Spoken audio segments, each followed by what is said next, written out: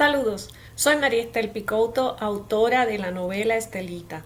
Soy graduada summa cum laude de la Universidad de Puerto Rico con licenciaturas en Antropología, Sociología y una maestría en Gestión Cultural. Comencé a crear historias desde pequeña.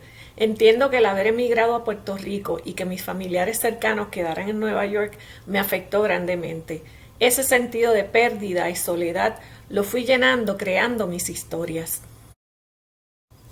Fui lectora precoz y en la primaria ya había leído obras literarias tales como El final de Norma, Marianela, María de Jorge Isaac, y todos los tomos de Sherlock Holmes, mi favorito en aquella época. Esto fue parte de mi proceso de maduración como escritora. De Estelita les puedo decir que comenzó como un proyecto de vida. El haber desconocido mis raíces, en especial las del lado materno, y a la vez la soledad que sentía, me llevó a indagar quién era yo, quiénes fueron mis antepasados, de dónde venían. Y aunque ya en la universidad escribí una tesis sobre el tema, eso para mí no era suficiente. Yo quería más, yo quería unir esas piezas, poder reconstruir las historias en forma coherente. En esa época en que comencé, no existían los famosos portales de genealogía que tenemos hoy.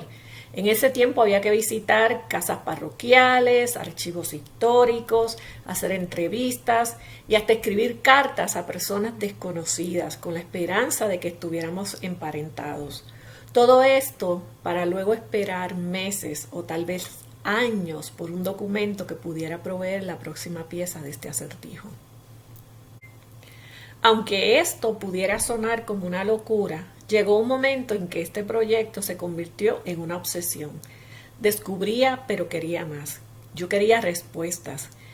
Era esa necesidad de pertenecer, de que sentía que mis antepasados me pedían decir su verdad y sanar sus heridas a través de mi escritura. Esto ha sido Estelita para mí.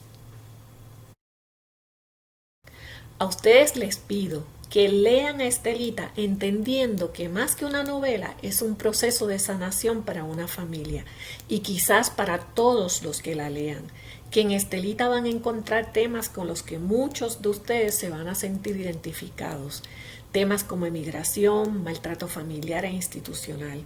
Estelita también está llena de intriga, mentiras y secretos, pero también de compasión, amor y superación. Espero que la disfruten. Gracias.